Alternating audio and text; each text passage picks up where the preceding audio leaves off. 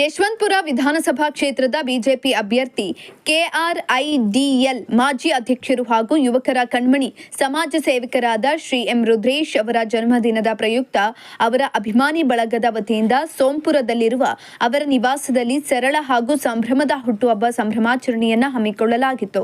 ಇನ್ನು ಇದೇ ಸಂದರ್ಭದಲ್ಲಿ ಕುಟುಂಬದ ವರ್ಗದವರು ಹಾಗೂ ಅಭಿಮಾನಿಗಳು ಶ್ರೀ ಎಂ ರುದ್ರೇಶ್ ಅವರಿಗೆ ಬೃಹತ್ ಕೇಕ್ ಕತ್ತರಿಸಿ ಬೃಹತ್ ಹೂವಿನ ಹಾರ, ಪುಷ್ಪಗುಚ್ಛ ನೀಡುವ ಮೂಲಕ ಜನ್ಮದಿನದ ಶುಭಾಶಯಗಳನ್ನು ಕೋರಿದ್ರು. ಉತ್ತಮ ಆರೋಗ್ಯ, ದೀರ್ಘಾಯುಷ್ಯ ಹಾಗೂ ಇನ್ನಷ್ಟು ಜನಸೇವೆಯನ್ನ ಮಾಡುವ ಶಕ್ತಿಯನ್ನ ದೇವರು ಕರುಣಿಸಲಿ ಅಂತ ಹಾರೈಸಿದ್ರು. ಇನ್ನು ಇದೇ ಕಾರ್ಯಕ್ರಮದಲ್ಲಿ ಅಭಿಮಾನಿಗಳು, ಸ್ನೇಹಿತರು ಹಾಗೂ ಸ್ಥಳೀಯ ಮುಖಂಡರು ಭಾಗವಹಿಸಿ ಸಂಭ್ರಮವನ್ನ ಮತ್ತಷ್ಟು ಹೆಚ್ಚಿಸಿದ್ರು.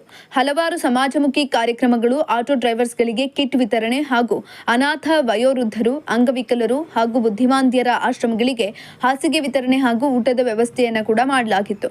ಇದೇ ಸಂದರ್ಭದಲ್ಲಿ ಶ್ರೀ ಸದ್ಗುರು ಸಾಯಿ ಚಾರಿಟಬಲ್ ಟ್ರಸ್ಟ್ ವತಿಯಿಂದ ಸಂಸ್ಥಾಪಕರು, ಅಧ್ಯಕ್ಷರಾದ ಶ್ರೀಮತಿ ಎಂಡಿ ಮೀನಾಕ್ಷಿ ರವರ ನೇತೃತ್ವದಲ್ಲಿ ಕೇಕ್ ಕತ್ತರಿಸಿ ಶ್ರೀ ಎಂ ರುದ್ರೇಶ್ ಅವರ ಹುಟ್ಟುಹಬ್ಬವನ್ನು ಆಚರಣೆ ಮಾಡಿದ್ರು.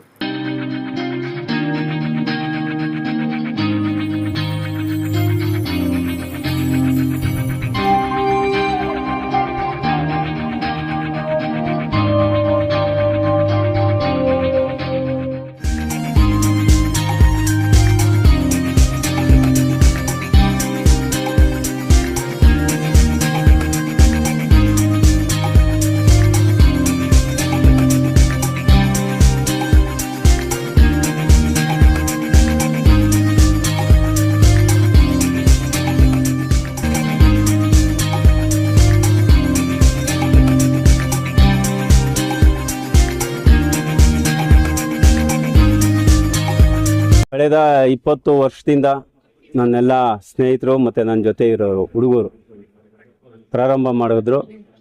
ಒಂದು ಹುಟ್ಟಿದಬ್ಬದ ದಿವಸ ಏನಾದರೂ ಒಂದು ಸಮಾಜಮುಖಿ ಕೆಲಸ ಮಾಡಬೇಕು ಅನ್ನೋ ಒಂದು ನಮ್ಮ ಎಲ್ಲ ಸ್ನೇಹಿತರ ಒಂದು ಅಪೇಕ್ಷೆ. ಹಾಗಾಗಿ ಪ್ರತಿ ವರ್ಷ ಒಂದೊಂದು ರೀತಿ ಸಮಾಜಮುಖಿಯಾಗಿ ಕೆಲಸ ಮಾಡ್ತಾರೆ.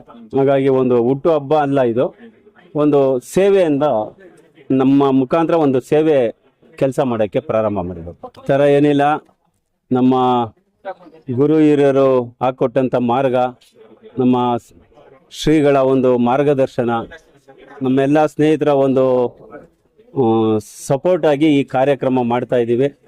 ಆ ಥರ ಏನಿಲ್ಲ, ಬಾರು ಕ್ಲಬ್ ಮಾಡೋರು ಅವರೇ ಬೇರೆ ಇರ್ತಾರೆ, ಅದೇ ಒಂದು ಅವ್ರ ಖುಷಿ. ನಮ್ಗೆ ಈ ಥರ ಈ ಒಂದು ಕಾರ್ಯಕ್ರಮದಲ್ಲಿ ನಮ್ಗೆ ಖುಷಿ ಆಗ್ತದೆ, ಹಾಗಾಗಿ ಈಗ ಮಾಡ್ತಾ ಇದ್ದೀವಿ. ನೋಡಿ, 28ಕ್ಕೆ ಚುನಾವಣೆ ಬರುತ್ತೆ. 28 ಬರುತ್ತೋ 29ಕ್ಕೆ ಬರುತ್ತೋ ಗೊತ್ತಿಲ್ಲ. ನನಗೀಗಾಗಲೇ 2008ರಲ್ಲಿ ಈ ಒಂದು ಕ್ಷೇತ್ರದಲ್ಲಿ ಚುನಾವಣೆಯಲ್ಲಿ ನಿಂತು ಗೆಲ್ಲಬೇಕಾಯ್ತು, ಶಾಸಕ ಆಗಬೇಕಾಯ್ತು. ಹೈಕಮಾಂಡ್ ನಿರ್ಧಾರದಿಂದ ಈ ಒಂದು ಕ್ಷೇತ್ರದಲ್ಲಿ ಬೇರೆಯವರು ಬಂದು ಚುನಾವಣೆ ನಿಂತು ಸ್ಪರ್ಧೆ ಮಾಡಿ ನಮ್ಮ ಭಾರತೀಯ ಜನತಾ ಪಕ್ಷದ ಅಭ್ಯರ್ಥಿ ಗೆಲ್ಸೋಕ್ಕೆ ನಾವೆಲ್ಲ ಸಪೋರ್ಟ್ ಮಾಡಿ ಗೆದ್ದಿದ್ವಿ. ನಮ್ಮನ್ನು ರಾಮನಗರಕ್ಕೆ ಕೆಲಸ ಮಾಡುವಂತ ಕಳಿಸಿದ್ರು. ರಾಮನಗರದಲ್ಲಿ 2008ರಲ್ಲಿ ಚುನಾವಣೆ ಮಾಡಿದ್ವಿ. ಈ ಬಾರಿ ಇಲ್ಲೇ ಸ್ಥಳೀಯವಾಗಿರೋದ್ರಿಂದ ಎಲ್ಲರೂ ಅಪೇಕ್ಷೆನೂ ಹಾಗೆ, ನಮ್ಮೆಲ್ಲ ಸ್ಥಳೀಕರು ಇಲ್ಲೇ ನಿಲ್ಲಬೇಕು, ನೀನು ಬೇರೆ ಕಡೆ ಹೋಗಬಾರ್ದು ಅನ್ನೋದು ಒಂದು ಒತ್ತಡ ಇದೆ. ಹಾಗಾಗಿ ಹೈಕಮಾಂಡು ತೀರ್ಮಾನ ಇನ್ನು ಮುಂದೆ ಇದೆ ಅಲ್ವಾ, 2028ಕ್ಕಾಗುತ್ತೋ 29ಕ್ಕಾಗುತ್ತೋ ಇಲ್ಲಿ ಸ್ಥಳೀಯವಾಗಿ ಕ್ಷೇತ್ರ ವಿಂಗಡಣೆ ಆಗ್ತವೆ. ಮರು ವಿಂಗಡಣೆ ಆದ ನಂತರ ನಮಗೆ ಎಲ್ಲಿ ಹೈಕಮಾಂಡು ದಾರಿ ತೋರಿಸ್ತಾರೋ ಅಲ್ಲಿ ನಿಂತು. ಕಳೆದ ಬಾರಿ ಇದೇ ಯಡಿಯೂರಪ್ಪನವರೇ ನನಗೆ ರಾಮನಗರದಲ್ಲಿ ನಿಂತ್ಕೊಳ್ಳಿ ಅಂತ ಹೇಳಿದ್ರು ಈ 2008ರಲ್ಲಿ. ಇದೇ ಯಡಿಯೂರಪ್ಪನವರು ನಮ್ಮ ಮಾರ್ಗದರ್ಶಕರು, ನಮ್ಮ ಗಾಡ್ ಫಾದರು, ನಮ್ಮ ದೇವರು ಅಂತ ಹೇಳೋಕ್ಕೆ ನಾವು ಇಷ್ಟಪಡ್ತೀವಿ. ಅವರು ಹೇಳಿದ್ದಾರೆ, ಅವ್ರ ಬಾಯಲ್ಲಿ ಬಂದಿದ್ದು ಆಗುತ್ತೆ, ಮುಂದಿನ ದಿನದಲ್ಲಿ ಅದು ಹಾಗೆ ಆಗುತ್ತೆ. ನಾವು ತಯಾರಿನೇ ಅಲ್ಲ ರೀ, ದಿನ ಬೆಳಿಗ್ಗೆ ಎದ್ರೆ ಕ್ಷೇತ್ರದಲ್ಲೇ ಇರ್ತೀವಿ. ಕ್ಷೇತ್ರದ ಮನೆ ಕ್ಷೇತ್ರದಲ್ಲೇ ಇದ್ದೀವಿ, ಹುಟ್ಟು ಬೆಳೆದಿರೋದು ಕ್ಷೇತ್ರದಲ್ಲೇ. ಎಲ್ಲ ಕಾರ್ಯಕರ್ತರುಗಳು, ನಮ್ಮ ಸಮಾಜಮುಖಿಯಾಗಿರ್ತಕ್ಕಂಥ ನಮ್ಮೆಲ್ಲ ಜನರ ನಡುವೆ ಬೆಳಗ್ಗೆ ಎದ್ದು ಒಡನಾಟ ಇರುತ್ತೆ. ಕೆಲಸ ಮಾಡೋಂಥದ್ದೇನು, ಇವಾಗ ನಾವು ಭಾರತೀಯ ಜನತಾ ಪಕ್ಷದಿಂದ ಒಂದು ಅಭ್ಯರ್ಥಿನ ಗೆಲ್ಸಿದ್ದೀವಿ.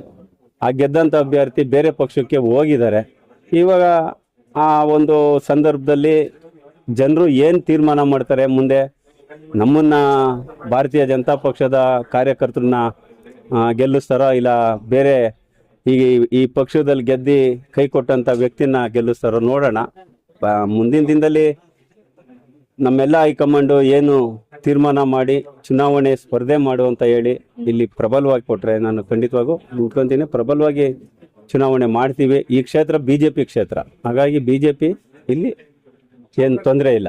ಹಾಗೆ ಅಲ್ಲ ರೀ, ಸೇವೆ ನಾವು ಮಾಡ್ತಾ ಇರ್ತಕ್ಕಂಥ ಸೇವೆ. ದೇವರು ಒಂದು ಅವಕಾಶ ಕೊಟ್ಟಿದ್ದಾನೆ ನಮ್ಗೆಲ್ಲ ರೀತಿಲೂ ಪ್ರಬಲವಾಗಿ. ಅಂದರೆ ದೇವರು ನಮಗೆಲ್ಲ ಒಳ್ಳೆ ರೀತಿಯಲ್ಲಿ ಸೃಷ್ಟಿ ಮಾಡೋನೆ. ಕಣ್ಣು, ಕಿವಿ, ಮೂಗು, ಬಾಯಿ, ಕೈ, ಕಾಲು ಎಲ್ಲ ಅಂಗಗಳು ಚೆನ್ನಾಗಿದ್ದಾವೆ. ಇವತ್ತು ಎಷ್ಟೇ ದುಡ್ಡಿದ್ರೂ ದುಡ್ಡು ತಿನ್ನಕ್ಕಾಗಲ್ಲ.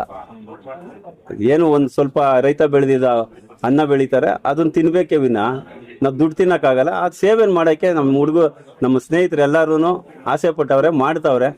ಅದು ನಮಗೆ ಖುಷಿ ಆಗ್ತದೆ. ನಮ್ಮ ಒಂದು ನೇತೃತ್ವದಲ್ಲಿ ನಮ್ಮ ಒಂದು ಹೆಸರು ಮೇಲೆ ನಡೆಸ್ತಾರಲ್ಲ, ಅದಕ್ಕೆ ನಾನು ಆಭಾರಿ. ಮತ್ತು ಅವ್ರಿಗೆ ಯಾವತ್ತು ಕೃತಜ್ಞನಾಗಿರ್ಬೇಕು. ಯಾಕೆಂದ್ರೆ ಆಟೋ ಡ್ರೈವರ್ಗಳಿಗೆ ಇವತ್ತು ವಿಶೇಷವಾಗಿ ಮಾಡಬೇಕು ಅಂತ ನನ್ನೆಲ್ಲ ಸ್ನೇಹಿತರು ಅಂದರು. ಯಾಕೆ ಇದು ಹೇಳೋದು ಅಂತಂದರೆ, ನಾನು ಒಂದು ಕಾಲದಲ್ಲಿ ಆಟೋ ಡ್ರೈವರ್ ಆಗಿದ್ದವನು, ಆಟೋ ಓಡಿಸಿದ್ದವನು. ಇದೇ ಕೆಂಗೇರಿಲೇ ಆಟೋ ಡ್ರೈವರ್ಗಳು ಅನೇಕ ಜನರು ಇವತ್ತು ನನ್ನ ಜೊತೆ ಇದ್ದರು. ಅವರೆಲ್ಲ ಖುಷಿ ಪಟ್ಟರು. ಯಾಕೆ ಮಾಡಬಾರ್ದು ಅನ್ನೋ ಒಂದು ಉದ್ದೇಶದಿಂದ ಆಟೋ ಡ್ರೈವರ್ಗಳಿಗೆ ಈ ಒಂದು ಸಂದರ್ಭದಲ್ಲಿ ಸೇವೆ ಸಲ್ಲಿಸಿದ್ದೀವಿ. ಆ ರಂಗದಲ್ಲಿ ಏನು ಕಷ್ಟ ಸುಖ ಗೊತ್ತಿದೆ. ಆ ಒಂದು ಕಷ್ಟ ಸುಖನ ಮುಂದಿನ ದಿನದಲ್ಲಿ ನಾವು ಯಾವ ರೀತಿ ಅವ್ರಿಗೆ ಅನುಕೂಲ ಮಾಡಿಕೊಡ್ಬೇಕು ಅನ್ನೋದು ನಮ್ಮೆಲ್ಲ ಸ್ನೇಹಿತರಿಗೂ ಗೊತ್ತಿದೆ, ನಮಗೂ ಗೊತ್ತಿರುತ್ತೆ. ಹಾಗಾಗಿ ಅವ್ರಿಗೂ ಒಂದು ಗೌರವ ಮತ್ತು ಕೃತಜ್ಞತೆ ಸಲ್ಲಿಸೋಣ ಅಂತ ಈ ಒಂದು ಕಾರ್ಯಕ್ರಮ ಹಮ್ಮಿಕೊಂಡಿದ್ರು. ನಮ್ಮ ಈ ಒಂದು ಯೋಜನೆ ಮಾಡಿದಂಥ ನನ್ನೆಲ್ಲ ಸ್ನೇಹಿತರಿಗೂ ನಾನು ಆಭಾರಿಯಾಗಿರ್ತೀನಿ.